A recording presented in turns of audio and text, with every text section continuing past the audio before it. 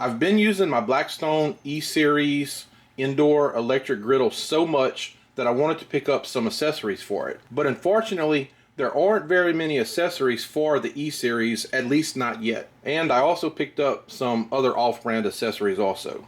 But first of all, I've got the Blackstone Egg Rings. And these are made out of silicone. And this pack comes actually with 8 rings. And while these are not specific to the E-Series, they'll work on it just fine.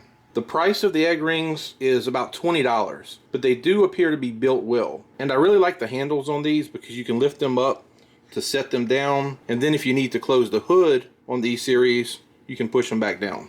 Next, I found the 3-piece griddle kit, and this is specific to the E-Series. In the last video, I said I wanted something similar to this, but obviously not made out of metal. And I'd found some of these on Amazon. But I did have a couple viewers let me know in the comments that Blackstone does make some nylon E-Series spatulas and tongs. So I really appreciate everyone letting me know about that. The spatulas seem to be pretty well made. There's a little bit of give to them. I don't think that's going to be much of a problem at all. They have hooks on the end if you want to hang them. And they really just appear to be good overall quality. And the same goes for the tongs. They appear to be very well made. They're nice and thick. They have the hook with the locking mechanism to keep them closed. And these will certainly be a little better than the previous ones I was using, which are Dollar Tree specials. Although they work just fine, I don't think they're quite the same quality as the Blackstone ones. The only other Blackstone branded thing that I bought was this Sesame Teriyaki sauce, which I'm going to use today when I do a little bit of cooking on the Blackstone. The rest of these accessories I also picked up at Walmart, and each one was 97 cents a piece. And I already have some squirt bottles like this. I already have a basting brush, shears, and skewers, but I kind of want to keep my Blackstone stuff together. I'm probably going to get some type of container and keep it all in one spot so I know where it's at. Okay, the first thing I'm going to cook is going to be some Egg McMuffin style sandwiches and also just an egg and cheese sandwich. I'm going to preheat the Blackstone E-Series to 350 for this and give it a couple minutes to heat up. The griddle's heated up, so I'll put my egg rings right here. I'm anxious to see if the egg rings are going to contain the eggs like they're supposed to, or if they're going to kind of run out.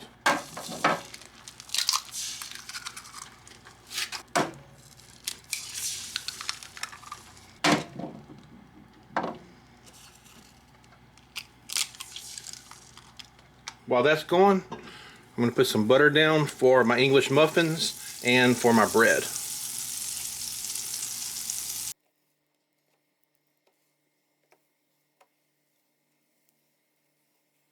And I'll get my Canadian bacon down. These are pretty thin pieces, so I decided to go ahead and do 2 on each McMuffin. Let me check my Canadian bacon. Oh yeah. Yeah, since the Canadian bacon is already really cooked and all I'm doing is heating it up, it's not going to have to stay on here very long.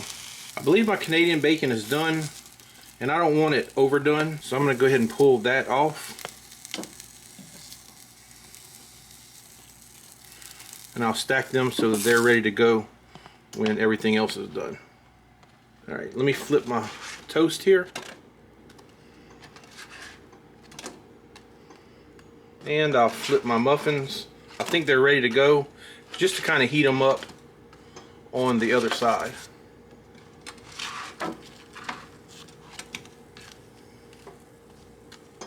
I didn't spray the inside of the egg rings with anything non-stick because I wanted to see if they were going to stick or not without doing it. Alright, let's see if they're going to stick. A little bit. It's not too bad though. Not much egg residue on there.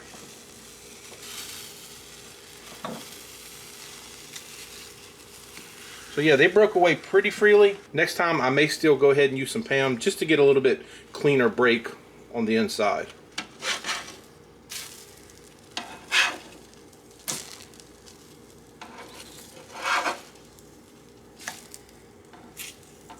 And also notice that while these two are definitely rounder than this egg, there's really not a whole lot of difference. And I think it's because the egg didn't completely fill out the inside of the square ring. But maybe extra large eggs might fill out the rings a little bit better. The bread's not really dark, but it is toasted enough So I'll take that off. And I think my English muffins are just about ready also. Alright, let me have a look at the eggs. And I think they're just about ready to go. So I'll put my cheese on top. Close the hood for just a minute. Let the cheese get melted. Then I'll pull them off.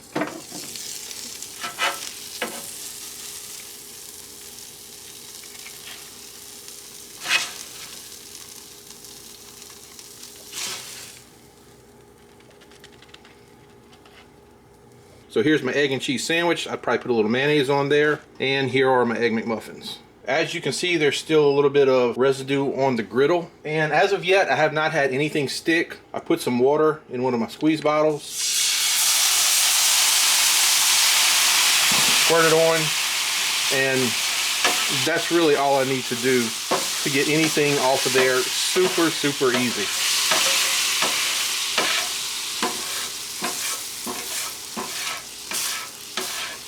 And the grease tray is just so big that it really holds a lot. I just wiped the spatula with a paper towel and look how clean it got.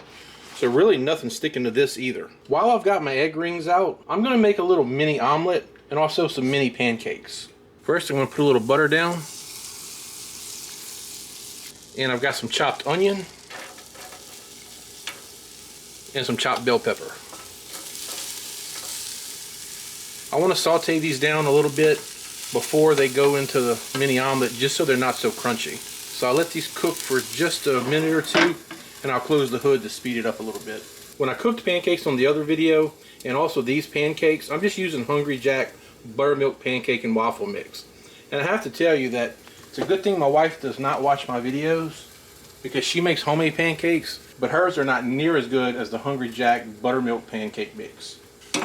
Okay, I think that'll be good, since the onions and peppers will continue to cook while I cook the mini omelets. And I have no idea why I tend to use this side of the griddle more than this side. I don't know, it's just habit. I've got 2 eggs that I scrambled up, and I'll try to divide these fairly evenly between the 2 rings.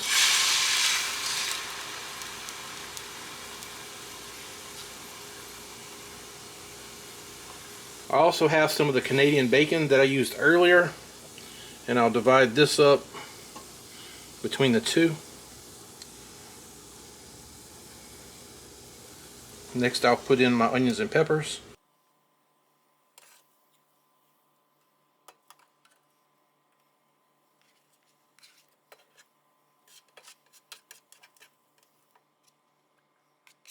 And while those are cooking, I might as well make some mini pancakes. I've got the pancake batter in the squeeze bottle.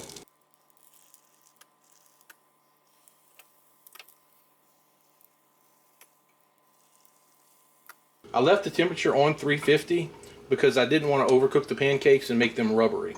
Okay, I'm going to check the pancakes and see if they're about ready to be flipped.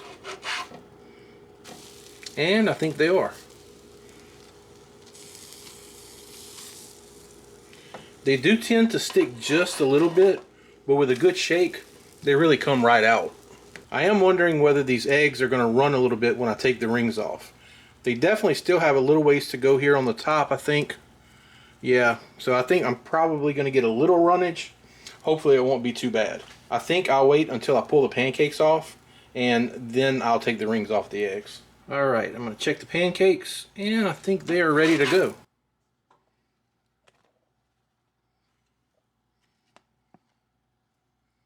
Okay, now for the moment of truth. Let's see if the eggs are going to run too bad. No, that's not very bad. I was kind of expecting a little worse, to be honest. And none on that one. I'm sure these are ready to be flipped.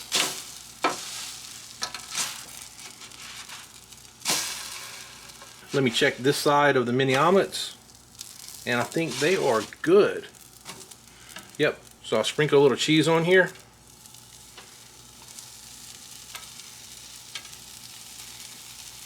Close the hood for just a minute. I think my cheese is melted plenty well enough for me, so I'll pull these off.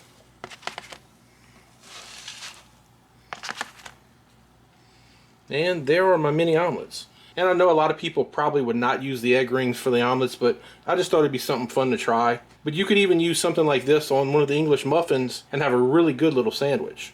Now I'm going to try out the Blackstone Sesame Teriyaki sauce. I put some in my squeeze bottle, and I'll be cooking some chicken, broccoli, with a few onions and peppers, and serving it with some of the Botan cow rice. As you may have seen in my first video, the countertop that I use my Blackstone E-Series on is not level. And I fixed it by leveling up that side, but I forgot to do it before this video.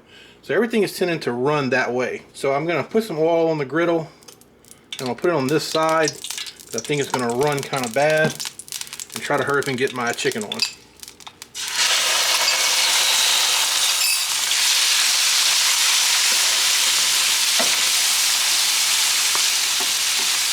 Now I'm going to put a little more oil on this side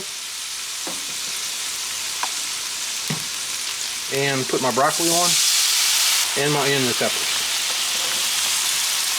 I want to add a little salt to both the chicken and the vegetables and a little bit of pepper.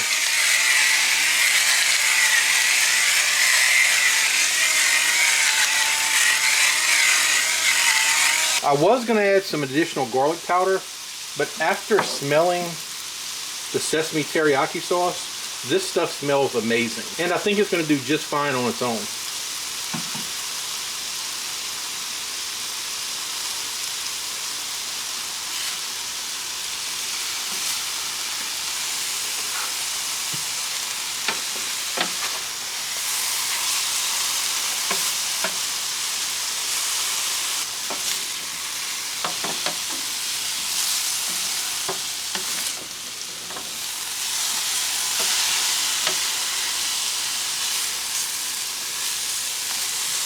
Now I'm going to close the hood and let it steam for a minute. Alright, let's check the chicken and the veggies. Coming along nicely. The chicken is almost done. I'm sure the broccoli and the onions and peppers are almost done. Now I'll add my sesame teriyaki sauce. And I've made very similar recipes to this before using just regular teriyaki sauce. And it's really turned out good. So with the way this smells, if it tastes as good as it smells, I think this is going to be awesome. Right here below where it says sesame teriyaki, it says sear and serve. And the instructions say to put it on a little bit earlier, but I wanted to be sure that my chicken was done and I didn't want the sauce to get too thick.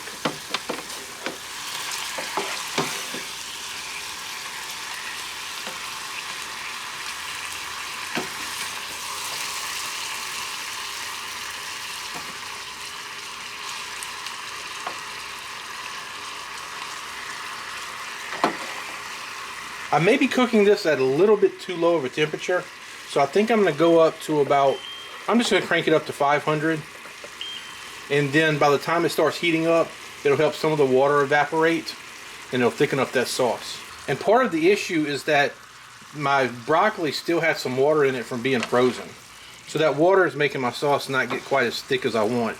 You can see some of the water that pooled up and ran right here. But since I turned up the temperature a little bit, I think that should help thicken up the sauce fairly quick. I've given it about another minute and a half to cook, and I think it's ready to be pulled off.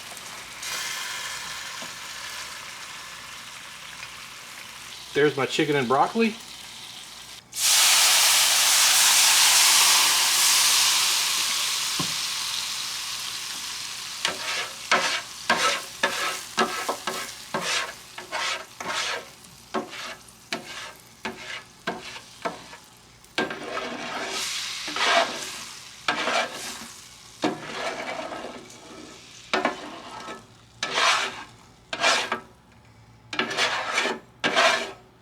Now when I wash it in the sink, it'll be super easy to just run the hot water over it and use a sponge to just get anything that's left on here off. I'm going to serve the teriyaki chicken and broccoli with some rice, and I'm going to be using the Calrose Botan rice that I showed in the last video, which, by the way, my wife said that was the absolute best fried rice that I had ever made. But I'm definitely becoming a huge fan of the Botan rice. And I'll show it again in case you didn't see it in my last video.